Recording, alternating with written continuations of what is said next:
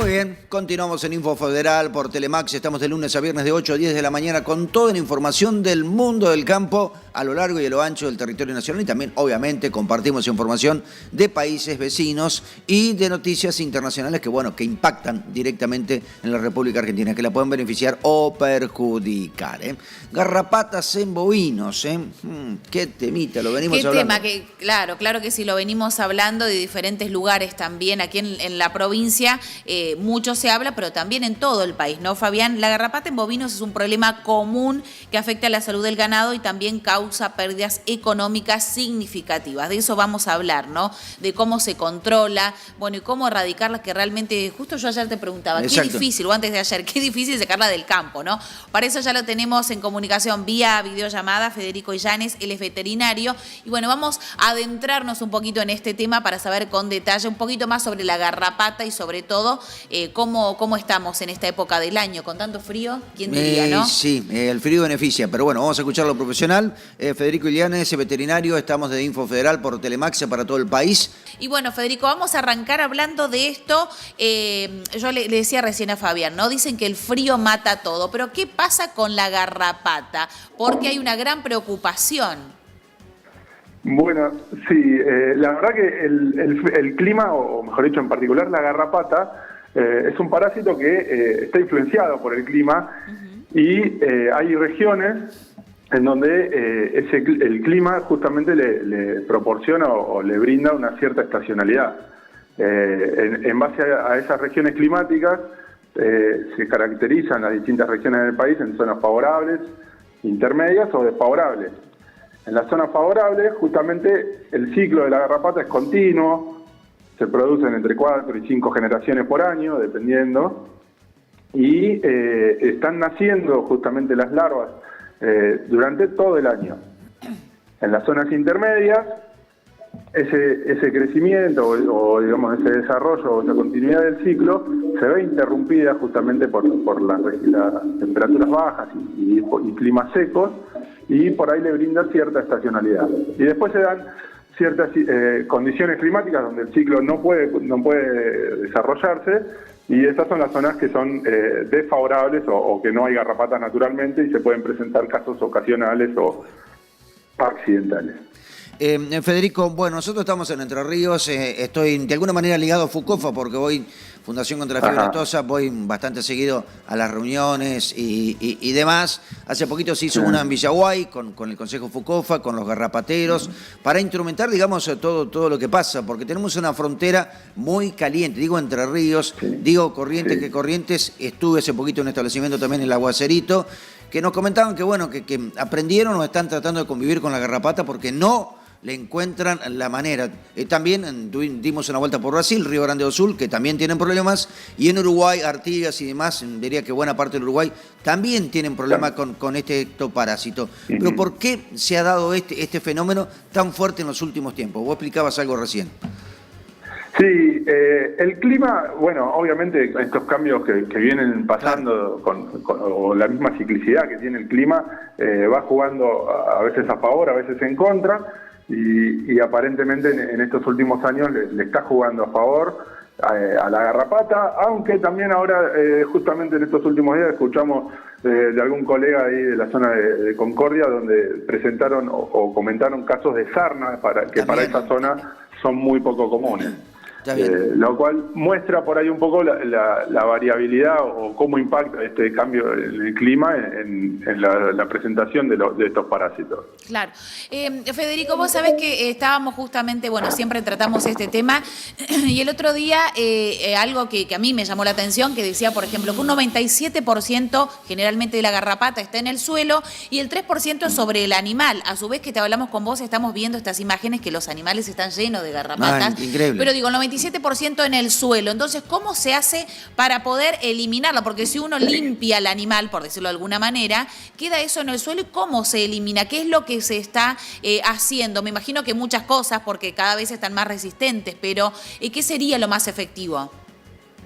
Sí, como bien decís vos, el ciclo del parásito cumple una parte sobre el animal, que es la fase parásita, y otra parte en el ambiente, que es la fase de vida libre.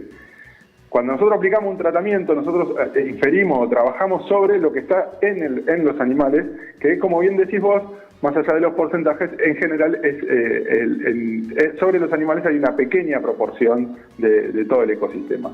Entonces, parte de eso es lo que dificulta el manejo. La erradicación en las zonas donde la garrapata es muy favorable, donde su desarrollo es favorable, resulta muy complicado y esto es lo que justamente se está discutiendo todo el tiempo, de mover esas barreras y ver hasta dónde se puede pelear y hasta dónde aceptar y digamos, convivir con la garrapata. En cuanto a cómo controlarla, como bien decís, o justamente a raíz de todo esto, de las características que tiene el ciclo y de muchas veces el mal uso y el abuso de los principios químicos, que son la principal herramienta que tenemos para controlarlo, se han desarrollado cepas o resistencia a estas drogas, cepas que son más resistentes o que sobreviven a los tratamientos. Eso hace que justamente no lo podamos, o algunas de estas moléculas dejen de funcionar. Actualmente este problema es muy común, se presentan como es muy frecuentemente casos de resistencia a una o varias de estas moléculas. Y entonces eso complica y genera que el control se haga cada vez más difícil y la persistencia y las cargas parasitarias sean cada vez más elevadas. Claro. Totalmente. El primer punto para el control creo que es trabajar en conjunto y de forma permanente con un veterinario que asesore y organice y diseñe un plan de trabajo para controlar con tratamientos lo que está sobre los animales y así inferir sobre las cargas que hay en el ambiente.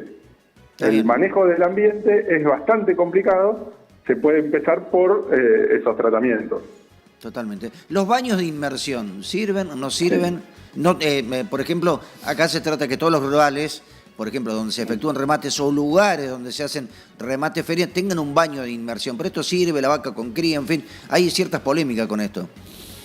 No, sí, hay polémica pero en general los baños de inmersión son eficaces, o sea, es una alternativa que es muy útil. Además de los baños de inmersión, o junto con los baños de inmersión, las otras alternativas terapéuticas que tenemos son inyectables o por purón, que es por derramamiento de productos sobre el cuero del animal. Esas son actualmente las 3 medidas que tenemos de aplicación de tratamiento. Junto con eso, está en desarrollo y a raíz de estos problemas de resistencia y de la dificultad que tiene el control, se está trabajando en distintas partes del mundo. Actualmente, hace poquito fue noticia en Uruguay, el desarrollo de una vacuna. Claro. Está bien. Que, bueno, es muy prometedor, pero por el momento no están disponibles. Está bien. Y se hablaba, yo escuché en Uruguay, no sé qué veracidad tiene esto, tratamiento homeopático. ¿Puede ser esto?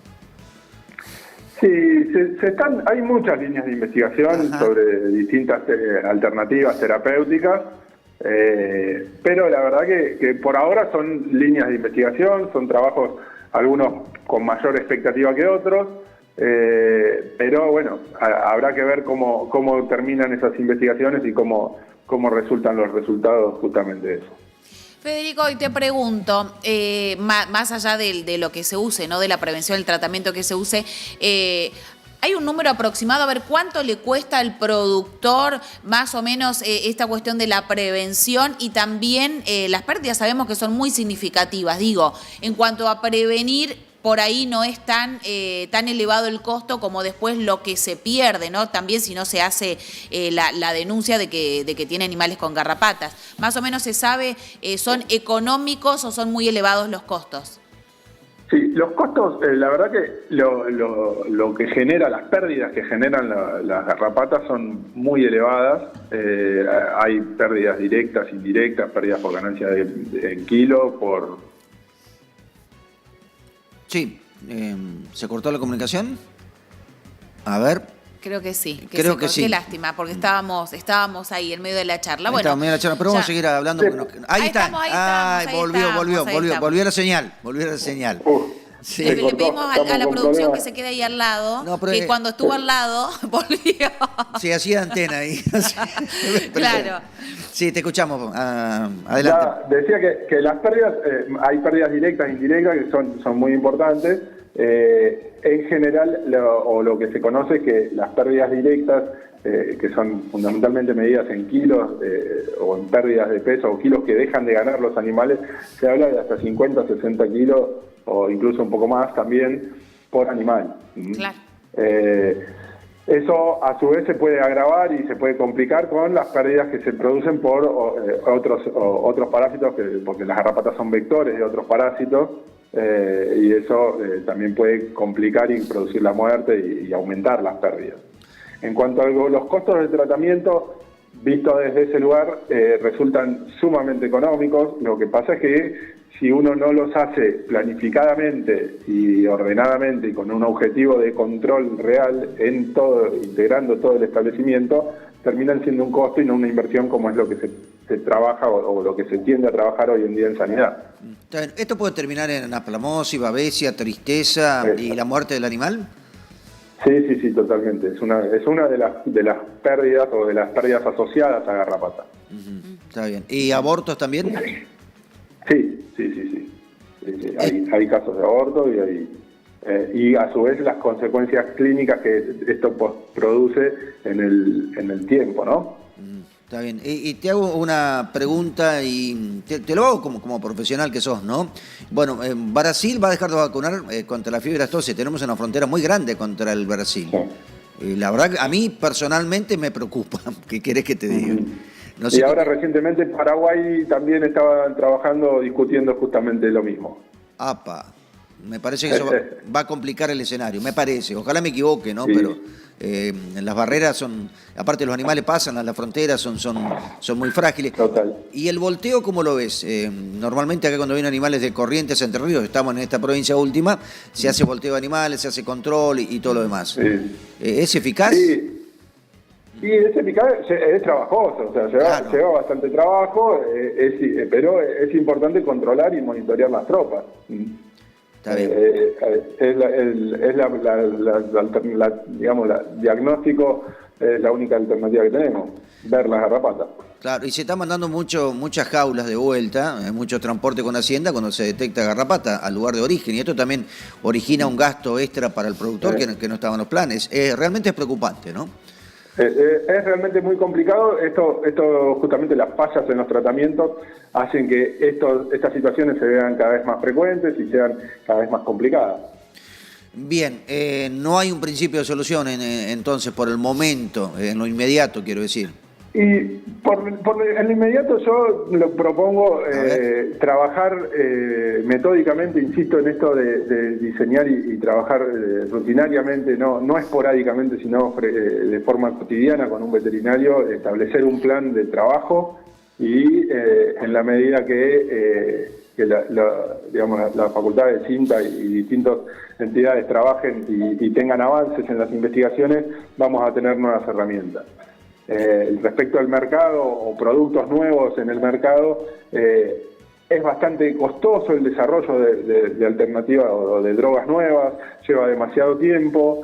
En general, la aparición de drogas nuevas en el mercado en el último tiempo fue bastante, o cada vez hay menos o cuesta mucho que se desarrollen estos productos, y eso entonces por ahí, pensándolo desde ese lugar, no esperaría que aparezcan soluciones terapéuticas mágicas, porque el problema o gran parte del problema está en cómo las aplicamos. Totalmente. Bueno, y acá se está diciendo también que el productor denuncie la presencia de garrapatas en su campo, que no es un delito, es algo que lamentablemente le tocó, porque si no lo hace está perjudicando al vecino de al lado. La garrapata lo sabe de alambrado. Exacto, es clave acá en esto la colaboración y la participación activa, ¿no? Totalmente. Bueno, Federico, nosotros te agradecemos muchísimo por esta comunicación, por hacerte un tiempo y bueno, pudimos desarrollar brevemente, pero conocer siempre un poquito más, en este caso sobre la garrapata. Nosotros te agradecemos mucho por estar aquí en InfoFederal. Muchas gracias a ustedes por la invitación y hasta pronto. Muy bien, continuamos en Infofera a través de Telemax. Es tiempo de cambiar el mate y tiempo también de ir a otra información. A otra información, hablamos de la delegación de los suelos y la salud humana. Así es, la delegación de los suelos y la salud humana. Escuchamos sobre las consecuencias menos visibles, pero más graves, como la pérdida de micronutrientes esenciales en los cultivos. Uno de los casos es el zinc, ¿sí? Cuya deficiencia no solo reduce la fertilidad del suelo, sino que compromete el valor nutricional de los alimentos. Vamos a escuchar al doctor Miguel Ángel Taboada de la Facultad de Agronomía UBA. El panel tuvo que ver con el concepto de una sola salud, es decir, un concepto que une lo que es salud animal, salud ambiental, y salud humana, obviamente, y que existe creciente conciencia que los tres están vinculados e interconectados. No es que los seres humanos tenemos una enfermedad, los animales otra, las enfermedades se transmiten y uno va causando otra. De ese combo, a mí me tocó meterme en la parte ambiental y hablar de los suelos. ¿Y qué aspectos de los suelos pueden llegar a afectar a salud humana? Claramente es la pérdida de salud de los suelos, que es cuando un suelo se degrada. Cuando un suelo se degrada, cuando su capacidad de funcionar es afectada o afectada negativamente, y eso pasa cuando hay cosas muy evidentes como problemas de erosión, pérdidas de suelo, cuando hay deslizamientos de montaña en áreas de pendiente, cuando hay voladuras de suelo en zonas semiáridas, muy asociado a cambio climático todo esto, ¿sí? Y después todo lo que tiene que ver con desbalances de nutrientes, por exceso o por déficit. Por exceso en la Argentina únicamente ocurre en algunos anillos periurbanos, producciones hortícolas que usan mucho abono, pero en lo que es el campo argentino es al revés, faltan más nutrientes que otra cosa, ¿tá? Y dentro de los excesos, de los déficits, existen áreas de suelos muy pobres, que es muy común, por ejemplo, en mucho de la agricultura en el África subsahariana, no todo África, que quede claro, en África tienen suelos muy buenos en muchos lugares, pero en esa zona. Y después el tema de los problemas por falta de reposición de nutrientes, que se habló toda la mañana, que puse mucho foco en el zinc, porque está apareciendo como un tema muy importante y que nos asimila a otros países del mundo, donde los productores de arroz, claramente las empresas que venden arroz en el mundo o harinas de trigo están biofortificando ya con zinc, porque está habiendo mucha deficiencia de zinc en ese tipo de productos, zinc y entre otros productos. Después el otro gran tema es todo lo que tiene que ver con contaminación, que es todo un mundo, obviamente, y en el cual realmente lo que hay que dejar claro es que en general producimos sobre suelos sanos. La contaminación no es un problema en la Argentina, en nuestros suelos, excepto algunas situaciones en las cuales puede haber afectado áreas industriales que contaminen con metales, pero no suele pasar en el agro argentino. Sí, en lugares cercanos a ciudades puede llegar a pasar eso. Puede llegar a pasar. Lo que sí es un tema a considerar en la Argentina son los restos de herbicidas, que son químicos orgánicos, particularmente por la agricultura que tenemos en siembra directa, los barbechos se hacen con herbicidas y a veces no es simplemente el uso. El mal uso en dosis excesivas hace que estemos encontrando restos de herbicidas como el glifosato y eso aparece en muchos esquemas de trazabilidad. Eso hay que vigilarlo fuertemente, no solo por la calidad de los alimentos, sino también por los registros de nuestras exportaciones, donde estos esquemas de trazabilidad son exigidos si uno quiere entrar al mercado europeo, por ejemplo, ¿tá? Es decir, creo que me quedé sin tema, sí, el gran tema de la contaminación y más o menos cuando hablamos de degradación estamos hablando de todo eso. Bien. Como cualquier cosa que hagamos nosotros, que haga el ser humano, lo podemos hacer bien o lo podemos hacer mal. O sea que no es que la ganadería tiene efectos perjudiciales, ¿se entiende? Por ejemplo, la ganadería bien practicada con pastoreo racional, lo que genera son reposiciones de carbono a los suelos, que es algo fundamental para mantener la fertilidad de los suelos. Y es fundamental para tener esquemas de recuperar fertilidad de suelos en suelos que tienen también potencial agrícola, ¿tá? Ahora, cuando la ganadería se hace en condiciones inadecuadas, con sistemas de pastoreo, básicamente que dejan el suelo pelado, es decir, que no se otorgan descansos periódicos, que no se reponen nutrientes. Bueno, evidentemente vamos a una ganadería, como puede ser una agricultura, que empobrece los suelos, que puede tener todo ese tipo de problemas. Eso en cuanto a la ganadería extensiva.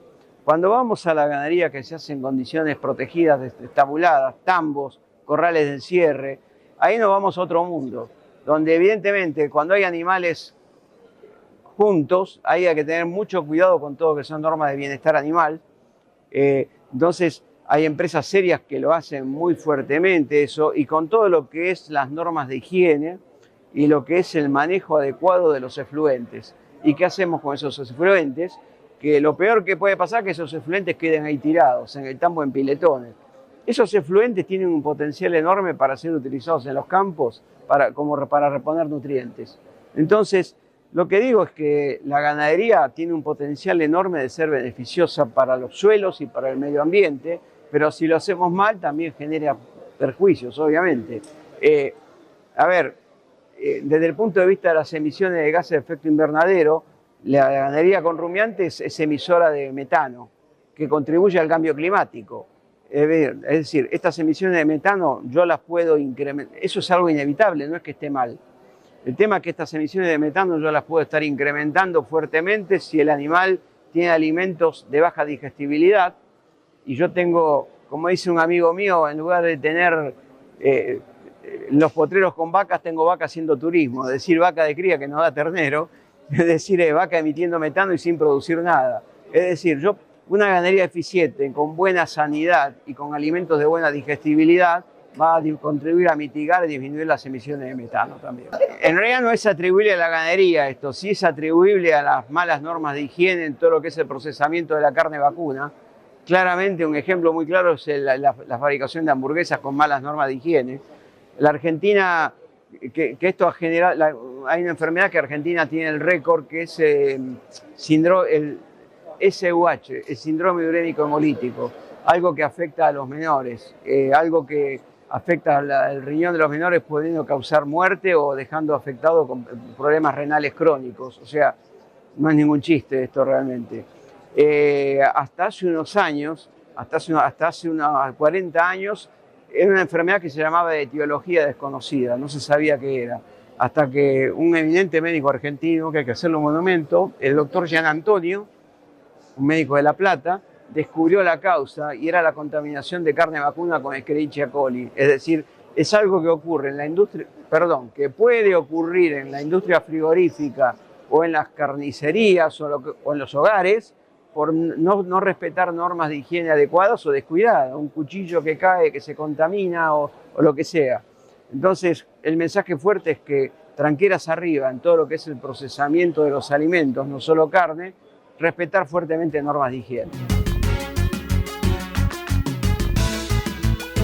Muy bien, continuamos en Info Federal y vamos a hablar un poquitito del impacto de los nutrientes del suelo en la alimentación humana. Desde la FAO, Ana Pozas definió que el enfoque Una Salud integra suelos, cultivos, animales y personas como eslabones de un mismo sistema. Subrayó que el 95% de los alimentos que consumimos dependen del suelo y que más del 99% de las calorías y el 93% de las proteínas que ingiere la población humana provienen directa o indirectamente de cultivos que crecen en él.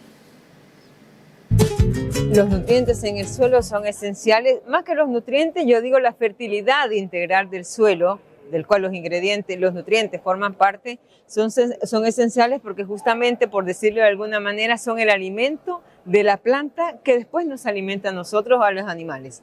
Entonces es una cadena de condiciones que tiene que darse de forma tal que lo que está pasando en el suelo sea bien utilizado por la planta y ojalá bien utilizado por nosotros. Digamos que son nutrientes y macronutrientes que el organismo necesita para funcionar, ¿no? Ya dependiendo obviamente de la condición de cada uno, lo puedes tener más o puedes tener menos. Viste que parte de la presentación justamente indicaba que hay personas en diferentes regiones del mundo que tienen deficiencias de micronutrientes y eso puede estar dado por diferentes situaciones. En una primera instancia, posiblemente por el tipo de alimento que consume. Es algo que no se ha estudiado tanto. Si viste, básicamente han sido 2 o 3 países los que han evaluado un poco la situación de los micronutrientes. No son datos nuevos tampoco, pero entonces son cosas que no hay que decir que están mal, sino que hay necesidad de hacer, ¿no? De medir justamente dónde estamos a nivel de nutricional como personas, cuáles son estas carencias, porque de una u otra forma hay que gestionarlas rápidamente. Hay roles que no pueden reemplazarse, pero hay colaboraciones que sí pueden darse, ¿no? Yo creo que tiene que haber justamente una condición como país o como países de saber dónde están, porque en el marco de eso se tienen que tomar decisiones informadas. Ahora, vos podés perfectamente trabajar con laboratorios del Estado, como también aquellos laboratorios privados que te generen información de los protocolos del Estado. Hay trabajos dentro de los países, obviamente no va a depender muchas veces, ¿qué te digo? Que un país demande del conocimiento de otro, ¿no? De las experiencias que se están dando. Nosotros como FAO también propiciamos justamente eso porque es nuestro rol. Nosotros desde el marco de la mejor nutrición, que es uno de los enfoques que estamos trabajando, estamos avanzando en ese tipo de cosas, pero son ¿qué te digo? Estudios costosos, porque son estudios, de laboratorio. De repente estamos empezando en otros momentos, en otros pasos atrás, que fue justamente el indicador de la diversidad de la dieta, que estamos en este momento evaluando junto con la Organización Mundial de la Salud. Entonces, no podemos empezar con todo y en este momento se le ha dado justamente prioridad a eso. ¿Qué mensaje le dejas al productor para poder tener un suelo sano? Que tiene que gestionarlo, que tiene que entender que el suelo es algo vivo, es algo que no se restaura en los años de una vida humana. Entonces, independientemente de la condición de propiedad de esa tierra, de esa parcela, yo creo que cuidar el suelo te garantiza a vos una producción. Hablamos ahora sobre PEC, el enemigo de las colmenas. Con el fin de mantener el estatus sanitario de Argentina como libre del pequeño escarabajo de las colmenas, el SENASA recomienda estar alerta y notificar cualquier sospecha. Vamos a escuchar a Walter Audicio, SENASA Chaco Formosa. En la localidad de Miraflores, distante a unos 50 kilómetros de la ciudad de Juan José Castelli, Chaco. El PEC es un artrópodo de la clase insecta que mide aproximadamente entre 4 y 7 milímetros de largo y entre 3 y 4 de ancho. Es oval, tiene tres pares de patas y un par de antenas, velludas o peludas. Este parásito hoy que nos genera mayor interés a nosotros está en Bolivia, en Paraguay y en Brasil. Desde el 2016 se ha dictado una alerta que hace que la Argentina hoy tenga un estatus sanitario de libre de la presencia de este escarabajo. Una de las formas de ingreso al país puede ser simplemente por la introducción de frutas o dulces o material apícola atravesando todas estas fronteras que hemos mencionado. El pequeño escarabajo tiene características particulares, ha confundido a muchos apicultores avesados, o sea, apicultores de años de trabajo en esta actividad, y por ende lo invitamos a que se dirigiera a la oficina o la delegación del SENASA más próxima y dé aviso de este hallazgo en sus colmenas. Puede hacerlo también vía internet, puede hacerlo a través de la página web del SENASA y también puede hacerlo a través de una línea telefónica y o una dirección electrónica, y si no, lógicamente puede dirigirse al inspector sanitario apícola o a cualquier oficina local que esté más cerca de su domicilio.